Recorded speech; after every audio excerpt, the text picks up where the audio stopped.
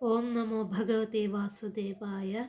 ശ്രീമദ്ഭാഗവത മാഹാത്മ്യം അവസാനത്തെ അധ്യായമായ 6-ാം അധ്യായം നമുക്ക് വായിക്കാം. 1 മുതൽ 13 വരെയുള്ള ശ്ലോകങ്ങളാണ് ഇന്ന് വായിക്കുന്നത്. അഥ ഷഷ്ടോധ്യായഃ. കുമാര ഊചു അഥ തേ സംപ്രവക്ഷ്യാമ സപ്താഹശ്രവണേ വിധിം സഹായേർവസുഭിശ്ചൈവ പ്രായഃ സാധ്യോ വിധിസ്മൃത ദൈവജ്ഞം തു സമാഹൂയ മുഹൂർത്തം പൃച്ഛയത്നതഃ വിവാഹേ യാദൃശം വിത്തം താദൃശം പരികൽപ്പയേത്. നഭസ്യ ആശ്വിനോർജൗ ച മാർഗശീർഷഃ ശുചിർനഭഃ ഏതേ മാസാ കഥാരംഭേ ശ്രോതॄണാം മോക്ഷസൂചകാ.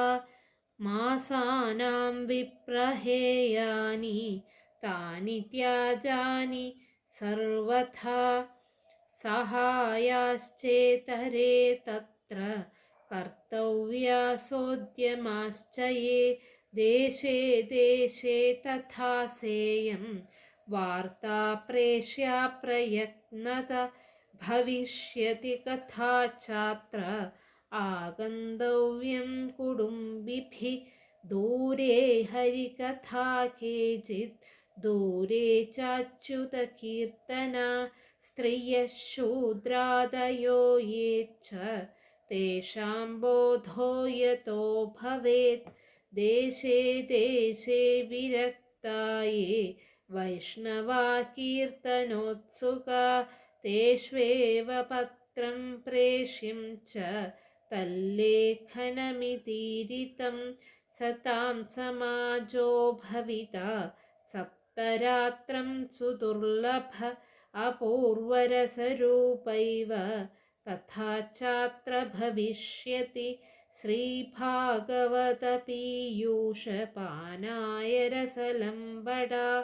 ഭവന്തശ്ച തഥാ ശീഘ്രം ആയാത പ്രേമ തത്പരാ. നാവകാശഃ കഥാചേചിത് ദിനമാത്രം തഥാപി തു സർവഥാ ഗമനം കാര്യം ക്ഷണോത്രൈവ സുദുർലഭ. ഏവമാകാരണം തേഷാം കർത്തവ്യം വിനയേന ച. ആഗന്തുകാനാം സർവേഷാം വാസസ്ഥാനാനി കൽപ്പയേത്. തീർത്ഥേ വാപി വനേ വാപി ഗൃഹേ വാ ശ്രവണം മതം. വിശാലാ വസുധാ യത്ര കർത്തവ്യം തത്കഥാസ്ഥലം. ശോധനം മാർജനം ഭൂമിർ ലേപനം ധാതുമണ്ഡനം. ഗൃഹോപസ്കരമുദ്ധൃത്യ ഗൃഹകോണേ നിവേശയേത്. കഴിഞ്ഞ അധ്യായത്തിൽ സപ്താഹയജ്ഞത്താൽ ധുന്ധുകാരിക്ക് പ്രേതഭാവത്തിൽ നിന്ന് മോചനം ലഭിച്ചുവെന്ന് പറഞ്ഞു. എങ്ങനെയാണ് സപ്താഹയജ്ഞം നടത്തേണ്ടത്? അത് കുമാരന്മാർ പറയുന്നു. ഇനിമേൽ സപ്താഹശ്രവണത്തിൽ ദീക്ഷിക്കേണ്ടതായ വിധിയെ അങ്ങയോട് പറയാം. 8 വിധം സഹായങ്ങൾ ലഭിച്ചാൽ പ്രായേണ, അതായത് മിക്കവാറും ഈ യജ്ഞം വിധിപ്രകാരം സാധിക്കാമെന്ന് നിശ്ചയിക്കപ്പെട്ടിരിക്കുന്നു. ജ്യോതിശാസ്ത്രം നന്നായി അറിയുന്ന ആളെ വിധിപ്രകാരം വിളിച്ചു വരുത്തിയ ശേഷം കഥാരംഭത്തിന് സമുചിതമായ ദേശകാലാവസ്ഥാവിശേഷങ്ങളെയും മുഹൂർത്തത്തെയും പൂർവപക്ഷം ചെയ്ത് സിദ്ധാന്തരൂപേണ നിശ്ചയിക്കണം.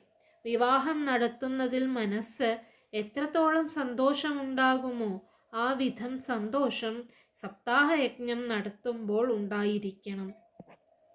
ശുഭദിവസങ്ങളെ അറിയുവാൻ പ്രയാസമെന്നുള്ള അഭിപ്രായത്താൽ വ്യാസമുനി തന്നെ പറയുന്നു.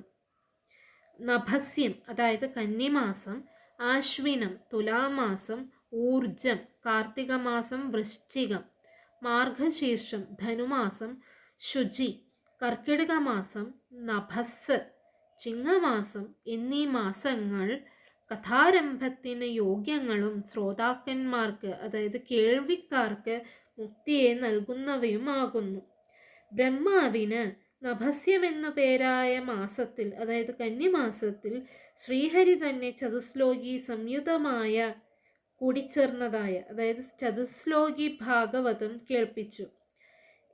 അതിനാൽ ബ്രഹ്മാവിൻ്റെ മോഹം നീങ്ങി. അതുകൊണ്ട് നഭസ്യമാസം സപ്താഹ ശ്രവണത്തിന് വിശേഷമാകുന്നു. നഭസ്യമാസത്തിൽ ശുക്ലനവമി ദിവസം ശ്രവണത്തിന് വിശേഷമാകുന്നു. നഭസ്യമാസത്തിൽ ശുക്ലനവമി ദിവസം മുതൽ ആരംഭിച്ചിട്ട് പൗർണമി ദിവസമാണ് അവസാനിപ്പിച്ചത്. അതിനാൽ അതേ മാസത്തിൽ അതേ ദിവസങ്ങളിൽ സപ്താഹയജ്ഞം നടത്തുന്നത് മഹാഫലപ്രദം ആകുന്നു. കാർത്തിക മാസം ശ്രീ വ്യാസമുനിയുടെ മനസ്സിന് ശാന്തി സിദ്ധിക്കാതെ വ്യസനിച്ചിരിക്കുമ്പോൾ ശ്രീ നാരദമുനി ഭാഗവത സപ്താഹ യജ്ഞത്താൽ വ്യാസരുടെ മോഹം തീർത്തു. അതിനാൽ ആ മാസവും ശ്രേഷ്ഠമാകുന്നു. മാർഗശീർഷ മാസം ധനുമാസം. വ്യാസമുനി സ്വപുത്രനായ ശ്രീശുകമുനിക്ക് 7 ദിവസം കൊണ്ട് ഭാഗവതം കേൾപ്പിച്ചത് ധനുമാസത്തിലാണ്. അതിനാൽ ആ മാസവും ശ്രേഷ്ഠമാകുന്നു. ഇനി കുംഭമാസം, അതായത് മാഘം മാസം. ശ്രീശുകമുനി പരീക്ഷിത്ത് മഹാരാജാവിന് ഗംഗാതീരത്ത് വെച്ച് ഭാഗവതം വായിച്ചു കേൾപ്പിച്ചത് കുംഭമാസത്തിൽ ശുക്ലപക്ഷ നവമി മുതൽ പൗർണമാസി വരെയുള്ള 7 ദിവസങ്ങളിലാണ്. അതുകൊണ്ട് ആ മാസം ശ്രേഷ്ഠമാകുന്നു. ഇങ്ങനെയാണ് ഈ 4 മാസങ്ങളെ സപ്താഹയജ്ഞത്തിന് വിശേഷങ്ങളായി നിശ്ചയിപ്പാൻ കാരണം പറഞ്ഞു കാണുന്നത്. സർവേ മാസ ശുഭാപ്രോക്ത പൗഷചൈത്ര വിവർജിത എന്ന് മറ്റൊരിടത്ത് പറഞ്ഞു കാണുന്നതിനാൽ മകരം, മേടം എന്ന മാസങ്ങളൊഴികെ എല്ലാ മാസങ്ങളും ശുഭങ്ങളായിട്ട് നിശ്ചയിക്കപ്പെട്ടിരിക്കുന്നു. ഗ്രഹയുദ്ധങ്ങൾ ഏതേതു മാസങ്ങളിൽ വരുന്നുവോ ആ മാസങ്ങളെ ഉപേക്ഷിക്കണം. ഈ സപ്താഹയജ്ഞം സാധിപ്പാൻ ആവശ്യമായ സഹായങ്ങൾ ഉത്സാഹശീലന്മാരായ എല്ലാ ജനങ്ങളും ചെയ്തു കൊടുക്കണം. കഥാവൃത്താന്തപത്രം സമീപദേശങ്ങളിലേക്കും സുഹൃത്തുക്കൾ, സംബന്ധികൾ, ബന്ധുക്കൾ എന്നിവർക്കും അയക്കണം. എല്ലാ ദേശങ്ങളിലും ഈ വിവരം അറിയിപ്പാൻ പ്രയത്നിക്കണം. ഇവിടെ ഇന്ന ദിവസം മുതൽ ഇന്ന ദിവസം വരെ കഥ നടത്താൻ പോകുന്നു, കുടുംബസഹിതം വരണം എന്നെഴുതി അയച്ച് ക്ഷണിക്കണം. എന്തിനായിട്ട് ക്ഷണിക്കുന്നു? അറിയിച്ചാൽ തന്നെ ധാരാളമായില്ലയോ എന്ന് വിചാരിക്കരുത്. എന്തുകൊണ്ടെന്നാൽ ചിലർക്ക് ഹരികഥ കേൾപ്പാൻ ആഗ്രഹമുണ്ടായിരിക്കയില്ല. മറ്റു ചിലർക്ക് അച്യുതനാമ കീർത്തനത്തിൽ ഇഷ്ടമുണ്ടായിരിക്കയില്ല. സ്ത്രീകൾ, ശൂദ്രന്മാർ മുതലായവർ ഈശ്വര ഭജന വിമുഖന്മാരായിരിക്കും. ഇവരെയെല്ലാം സാദരം ക്ഷണിച്ചു വരുത്തി കേൾപ്പിക്കുന്നത് കൊണ്ട് അവർക്കും ആത്മബോധം ഉണ്ടാകും. എല്ലാ മനുഷ്യരെയും അനുഗ്രഹിക്കണമെന്നുള്ള ബുദ്ധി സപ്താഹയജ്ഞകർത്താക്കൾക്ക് ഉണ്ടായിരിക്കണം. അതിനാൽ ക്ഷണിച്ചു വരുത്തുക തന്നെ വേണം. ദേശം തോറും ഏതേതു ജനങ്ങൾ വിഷയവിരക്തന്മാരും ഹരികഥാ സങ്കീർത്തന ശ്രവണാദികളിൽ താല്പര്യമുള്ളവരായിരിക്കുന്നുവോ അവർക്കും പത്രമയക്കണം. പത്രവാചക രീതി ഇപ്രകാരമായിരിക്കണം. ഇവിടെ സജ്ജന സമ്മേളനമുണ്ടാവാൻ നിശ്ചയിച്ചിരിക്കുന്നു. 7 ദിവസം ഉണ്ടാകും. ഇമ്മാതിരി സമാജം ഏറ്റവും ദുർലഭമാണ്. ആ സമാജത്തിൽ അപൂർവ രസസ്വരൂപമായ കഥാപ്രസംഗം ഉണ്ടാകും. ശ്രീ ഭാഗവത കഥാരൂപമായ അമൃതത്തെ പാനം ചെയ്യുവാൻ രസികന്മാരായ നിങ്ങൾ പ്രേമത്തോടും കഥാവിഷയത്തിൽ താല്പര്യത്തോടും കൂടെ ശീഘ്രം വരണം. സംഗതിവശാൽ 7 ദിവസം ഇവിടെ ഇരിപ്പാൻ സാധിക്കാത്ത വിധം കാര്യതിരക്കുണ്ടായിരിക്കുമെങ്കിൽ 1 ദിവസമെങ്കിലും ഇവിടെ കഴിച്ചു കൂട്ടുവാനായി വരണം. ഒരു കാരണത്താലും വരാതിരിക്കരുത്.